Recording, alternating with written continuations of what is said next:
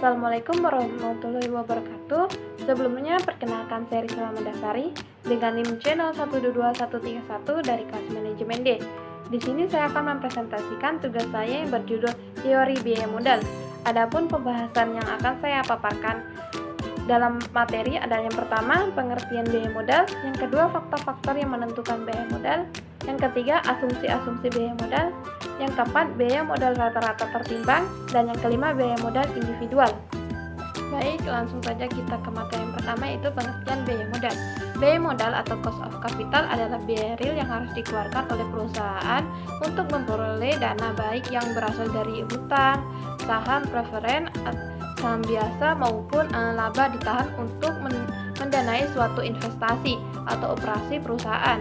Penentuan besarnya biaya modal ini dimaksud akan untuk mengetahui berapa besarnya biaya real yang harus dikeluarkan perusahaan untuk memperoleh dana yang diperlukan. Biaya modal dari penggunaan hutang secara real harus ditanggung atas penerimaan kredit adalah lebih besar daripada tingkat bunga menurut kontrak. Perhitungan biaya penggunaan modal sangatlah penting berdasarkan 3 alasan, yaitu yang pertama, memaksimalkan nilai perusahaan, mengharuskan biaya-biaya termasuk biaya modal diminimalkan. Yang kedua, keputusan penganggaran modal atau capital budgeting memerlukan suatu estimasi tentang biaya modal. Yang ketiga, keputusan lain seperti leasing modal kerja juga memerlukan estimasi biaya.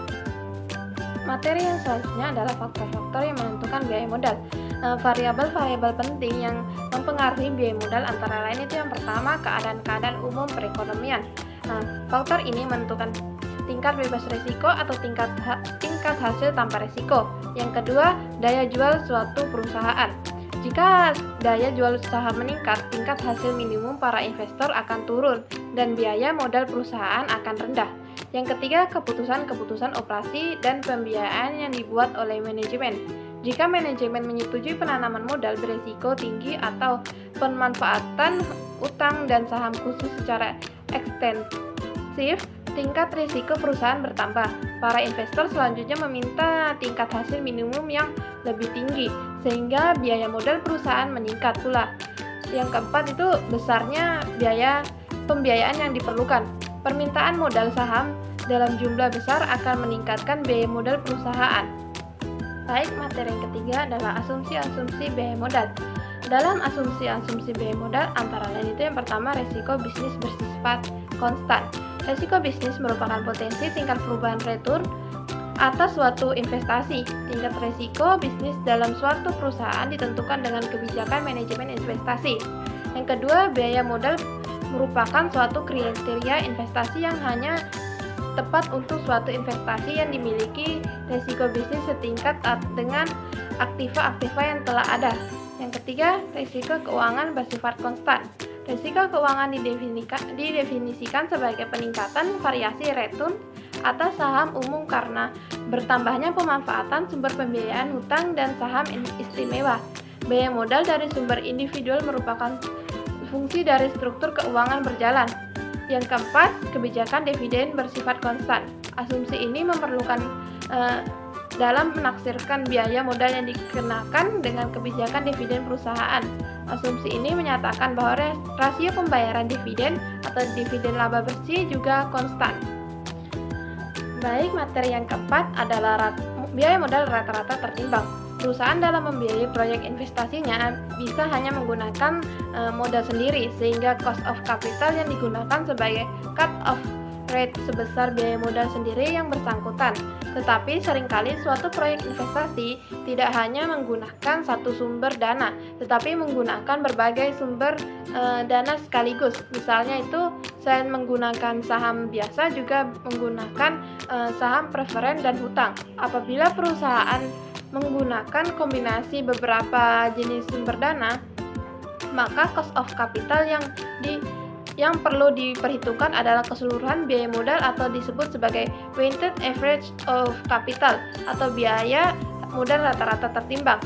Weighted average of capital atau WACC adalah istilah yang merujuk pada tingkat pengembangan tingkat pengembalian yang diperlukan oleh sebuah perusahaan untuk mendanai sumber dana yang digunakan dalam operasinya.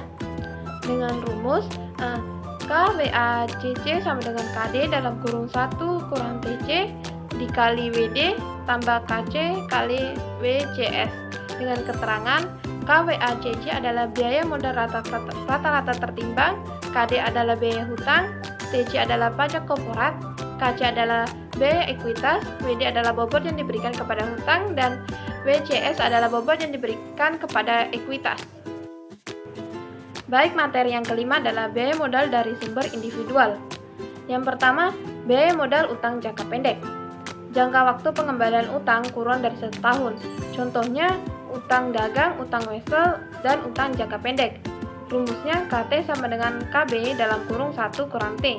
Dengan keterangan, KT adalah biaya utang jangka pendek setelah pajak, KB biaya utang jangka pendek sebelum pajak sebesar tingkat bunga utang, dan T-nya adalah tingkat pajak. Contoh soal, perusahaan membeli bahan baku secara kredit, bunga kredit 12%, tingkat pajak penghasilan 35%, maka biaya utang setelah pajak sebesar, penyelesaiannya diketahui KB atau biaya utang jangka pendek sebelum pajaknya adalah 12%, diubah menjadi bentuk desimal jadi 0,12. KT atau T-nya atau tingkat pajaknya adalah 35%, diubah menjadi desimal menjadi 0,35. Jadi KT sama dengan KB KT sama dengan KB dalam kurung 1 kurang T adalah 0,12 dalam kurung 1 kurang 0,35. Hasilnya 0,078 atau 7,8%. Jadi biaya utang setelah pajak adalah 7,8%. Yang kedua adalah biaya modal utang jangka panjang, merupakan kebalikan dari utang jangka pendek tadi. Jangka waktu pengembalian utang lebih dari 1 tahun, umumnya adalah obligasi atau surat utang. Dapat dihitung menggunakan perhitungan tingkat pendekatan investasi dalam obligasi. Rumusnya KD sama dengan I tambah dalam kurung N kurang NB per N per dalam kurung NB tambah N per 2, dengan keterangan I sama dengan bunga utang jangka panjang 1 tahun dalam rupiah. N besarnya nilai nominal obligasi, NB nilai bersih penjualan obligasi, N kecil umur obligasi. Contoh soalnya itu, PT KLM mengeluarkan obligasi dengan nilai nominal 25.000 per lembar. Umur obligasi 15 tahun, hasil penjualan obligasi bersih yang diterima perusahaan 22.000, bunga atau kupon obligasi per tahun itu 4%, tingkat pajak 30%. Pertanyaannya, berapakah biaya modal obligasi? Penyelesaiannya diketahui I sama dengan 25.000 dikali 4% atau 4% sama dengan 1.000 bunga dalam 1 tahun. N 25.000, NB nilai bersih penjualan obligasi itu 22.000. Umur obligasinya 15 tahun. Jadi KD sama dengan I tambah dalam kurung N kurang NB per N per dalam kurung NB tambah N per 2 sama dengan KD sama dengan 1.000 tambah dalam kurung 25.000 dikurang 22.000 per 15 per dalam kurung 22.000 tambah 25 per 2. Hasilnya itu KD adalah 5,1%. Itu biaya modal sebelum pajak, harus dirubah menjadi biaya modal setelah pajak dengan rumus KI sama dengan KD dalam kurung 1 kurang T. Jadi KD-nya tadi 5,1 atau 0,051 dalam kurung 1 kurang 0,3 atau tingkat pajaknya tadi. Jadi hasilnya itu 0,0357 atau 3,57. Jadi biaya modal obligasi setelah pajak adalah 3,57%. Yang ketiga adalah biaya modal saham preferen, merupakan biaya real yang harus dibayar jika perusahaan menggunakan dana dengan menjual saham preferen. Tingkat keuntungan yang diperoleh investor merupakan biaya yang harus ditanggung emiten atau perusahaan yang terdaftar.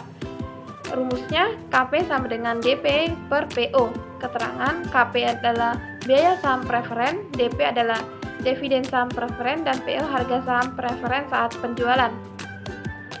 Contoh soal, PT ABC menjual saham preferen dengan nilai nominal 12.000, harga jual saham preferen 15.000, dividen per tahun 2.000, biaya penerbitan saham tiap lembar adalah 180. Pertanyaannya, berapakah saham preferen? Penyelesaiannya, diketahui DP atau dividen saham preferen itu 2.000, PO atau harga saham preferen saat penjualan 15.000. Jadi, KP sama dengan DP per PO. DP-nya tadi 2.000 per 15. Harga penjual saham preferen itu 15.000. Dikurang biaya penerbitan tiap lembar 180. Hasilnya 13,49%. Jadi biaya saham preferen adalah 13,49%. Yang keempat, biaya modal saham biasa dan laba ditahan. Modal dapat mengalami peningkatan secara internal dengan menahan laba atau secara eksternal dengan menjual atau meningkatkan saham biasa yang baru. Menghitung biaya ekuitas atau biaya modal menggunakan dua pendekatan. Yang pertama, pendekatan model diskonto dividen. Yang kedua, pendekatan CAPM. Dalam pendekatan model diskonto dividen, biaya dividen merupakan tingkat diskonto yang menyeimbangkan nilai sekarang dari keseluruhan dividen per lembar saham yang diharapkan di masa depan. Rumusnya KE sama dengan D1 per PO tambah G dengan keterangan KE adalah biaya ekuitas atau modal, D1 adalah dividen yang diharapkan, G pertumbuhan dividen, dan PO-nya harga saham preferen saat penjualan. Contoh soalnya, jika dividen PTF diharapkan tumbuh 14% per tahun, sedangkan dividen yang diharapkan pada tahun pertama adalah Rp200 dan harga pasar saham sekarang adalah Rp2.500, maka berapakah biaya ekuitasnya? Penyelesaian, KE sama dengan D1 per PO tambah G. KE sama dengan DI tadi adalah dividen yang diharapkan itu 200 per PO yang itu 2.500 atau harga pasar saham sekarang tambah 14% pertumbuhan dividennya. Jadi KE sama dengan 0,22 atau 22%. Jadi biaya ekuitas atau modal saham yang harus dikeluarkan adalah 22%. Selanjutnya dalam pendekatan CAPM atau Capital Asset Pricing Model adalah model penetapan biaya modal dengan menganalisis hubungan antara tingkat retur saham I yang diharapkan atau RI dengan retur pasar atau RM dengan rumus RI sama dengan RF tambah beta I dalam kurung RM kurang RF. Keterangan RI adalah tingkat retur saham yang diharapkan, RF adalah tingkat retur bebas risiko, RM adalah retur portofolio pasar yang diharapkan, beta I adalah convention beta dalam saham I. Contoh soal, sebuah perusahaan melakukan investasi pada saham ABC dengan mengharapkan tingkat keuntungan sebesar 15% dan tingkat keuntungan bebas risiko 10%. Dari data selama 10 tahun diketahui bahwa nilai beta adalah 1,25. Hitungan retur saham ABC, biaya modal ekuitas. Penyelesaian diketahui RF atau tingkat retur bebas risiko adalah 10% atau 0,10. Beta I-nya adalah 1,25. RM atau retur portofolio saham yang diharapkan adalah 15% atau 0,15. Jadi RI sama dengan RF tambah beta I dalam kurung RM kurang RF adalah RI atau RI sama dengan 0,10 tambah 1,25 dalam kurung 0,15 kurang 0,10. Jadi hasilnya adalah 16,25%. Jadi biaya modal ekuitas adalah 16,25%.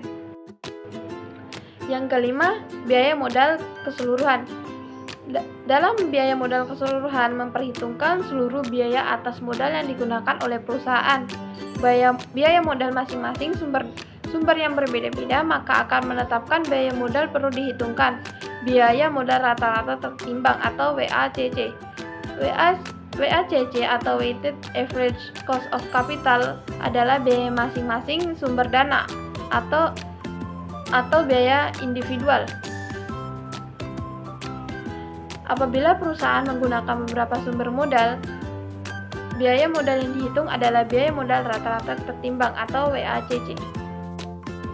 Contoh soalnya, PT V membutuhkan modal yang digunakan untuk pendanaan investasinya sebesar 2 miliar yang terdiri dari yang pertama utang obligasi. Jumlah pendanaan 500 juta rupiah, nilai nominalnya adalah 500.000 per lembar. Tingkat bunga yang ditawarkan 20% per tahun dengan jangka waktu 5 tahun. Harga jual obligasi 462.500 per lembar dan tingkat pajak 30%. Yang kedua, saham preferen. Pendanaan sebesar 400 juta rupiah, harga jual saham 31.250 per lembar dan tingkat dividen 4.500 per lembar. Yang ketiga, saham biasa. Jumlah pendanaan dari modal saham adalah 1,1 miliar. Harga jual saham 22.500 dengan dividen 3.125 per lembar. Tingkat pertumbuhan 5%.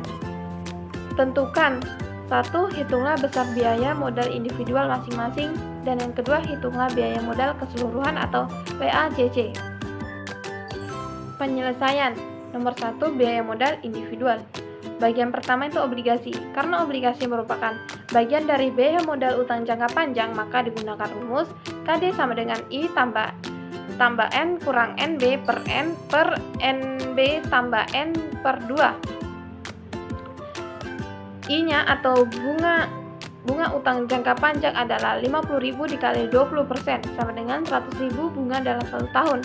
Jadi 100.000 ditambah 500 dikurang 462.500 per 5 per 462.500 tambah 500.000 per 2. Hasilnya itu 22,34% sebelum pajak.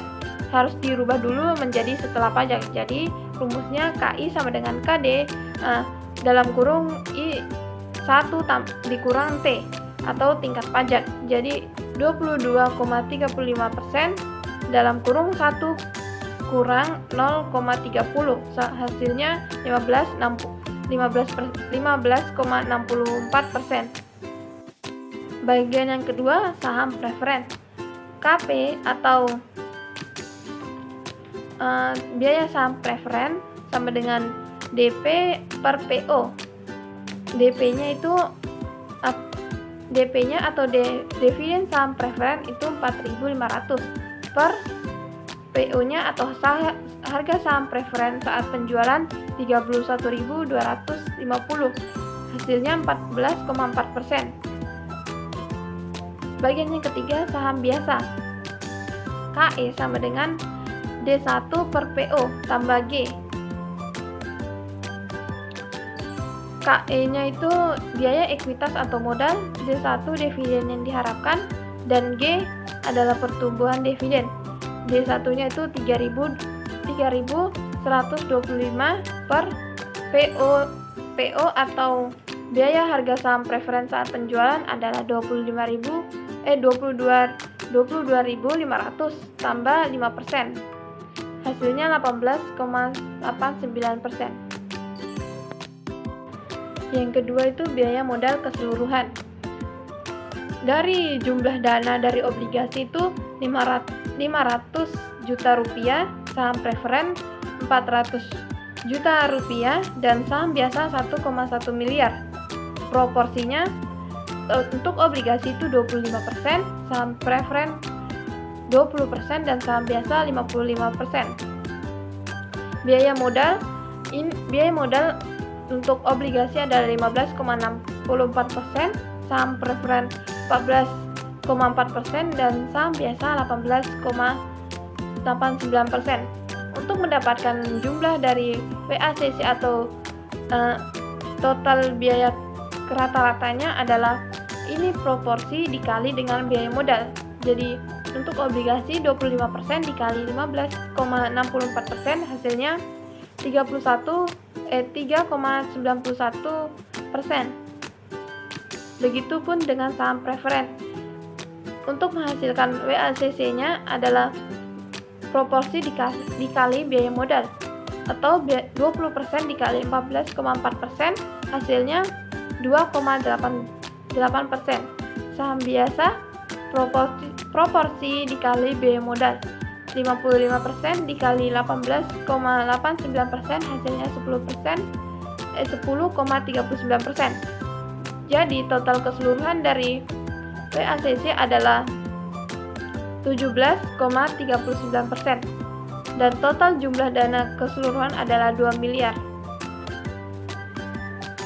Jadi itu tadi hasil presentasi saya. Saya mohon maaf jika ada salah dalam penyebutan rumus ataupun kata. Semoga apa yang saya paparkan dapat berguna bagi kita semua, termasuk saya pribadi.